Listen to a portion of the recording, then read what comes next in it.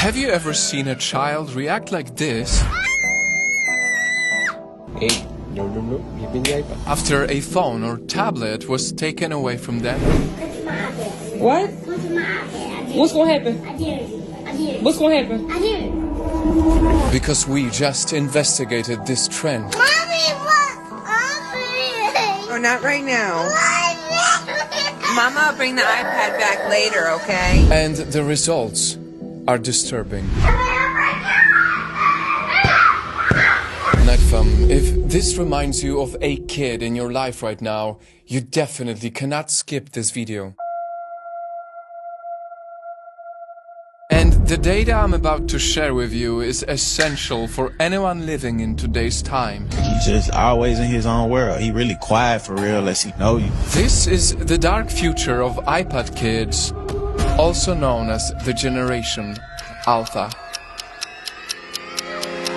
Apparently, this 8th grade kid cannot spell a single word correctly on this list. We're talking about anyone in your family who is 13 years old or younger right now. Kids who were born at the same time as the iPad in 2010. Kids who at 8 years old already had their first phone.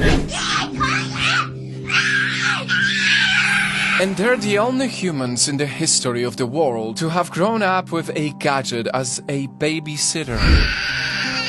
Mama, I'll bring it back, okay? I mean, some of these kids haven't even experienced what it's like to get dirty and play outside with neighbors. They literally cannot comprehend a life without social media. And sadly, their parents have chosen the easy way out, using the iPad to shut them up. And don't get me wrong, I can kind of understand you. Many of you parents are just tired. That's why you do this.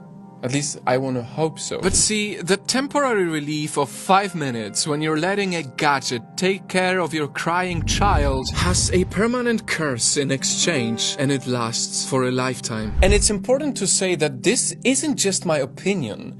This is data. Just recently, school teachers came out saying these iPad-raised kids are doing really bad. Teachers who have taught their entire lives are just up and quitting their jobs now because they can't handle these kids anymore. The iPad kids are out of control. They can easily tap on touch screens, but cannot do basic things like reading or writing. They quite literally don't have the muscles built in their hands to write properly or have the stamina to write because these kids weren't using their hands enough as children. They tend to also get lower scores on language and critical thinking. And sure, they know how to navigate digital apps, but in exchange, they are years late in their education. I teach 7th grade, they are still performing on the 4th grade level. Are you joking right now? And these are future leaders, our future doctors, our future nurses, our future...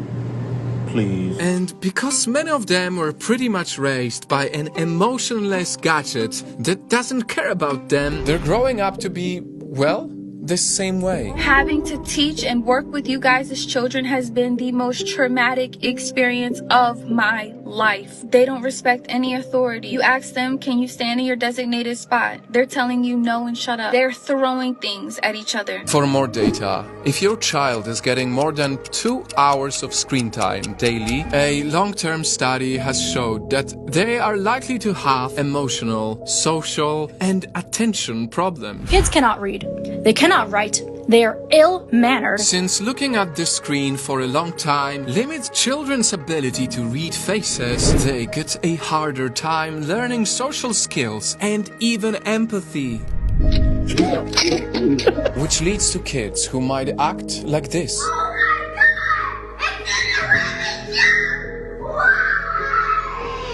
Like they have anger issues, because when you train them to have everything in an instant, they don't even get to learn about patience. I'm taking away your iPad.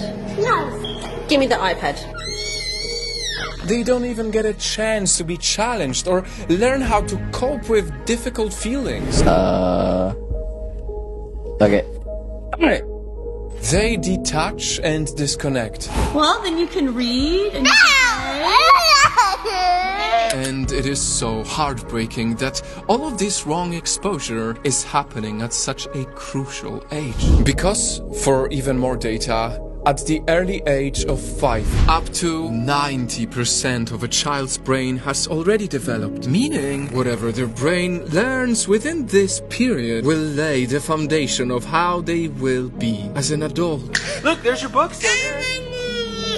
You wanna read a book with Dad there?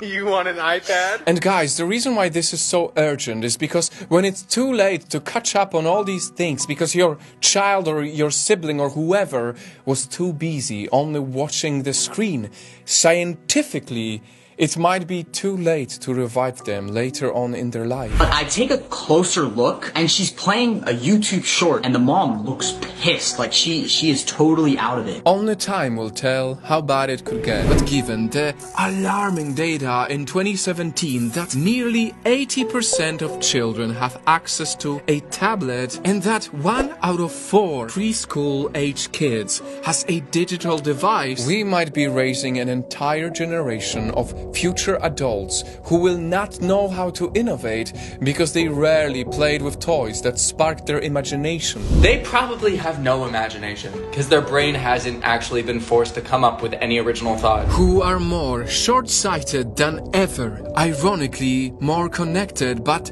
also more lonely and likely untrusting because they have been so exposed to the nasty side of reality through their screens. I mean, do you notice how our Gen Z teens today seem to suffer way more from anxiety, depression, ADHD, dysmorphia, and all the other mental health issues? That so many parents who grew up without iPads, without iPhones, without smart devices, act as if they have no clue what to pull out if they take the iPad away. That's why it's just so ironic because Steve Jobs himself, who created the iPad, once said that he would never allow his own kids to use them. The Apple founder actually would not let his own kids play with computers. Because he himself knew he created an addictive machine that is specifically manufactured for your kids to get hooked. Yes, your kids are being targeted with overstimulation, with